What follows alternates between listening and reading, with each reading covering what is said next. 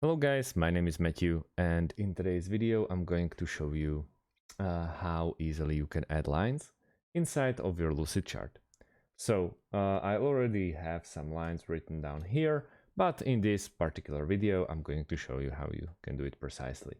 For this part we are going to connect, for example, these two boxes or these two shapes, like that. And right now, as you can see, we have couple of options or a couple of little dots around each and every block. In this particular case, those are four reddish ones. One on top, right side, bottom, left. And then we want to click and drag line from a shape and find the ending location on the next shape. You can either, for example, connect it with this one or go like this.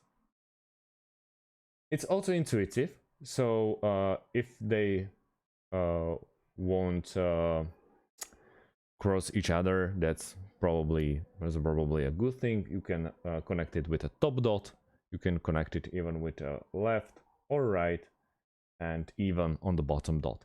And that's how you create lines in Lucidchart. Thank you guys for watching and see you in the next one. Have a great day and goodbye.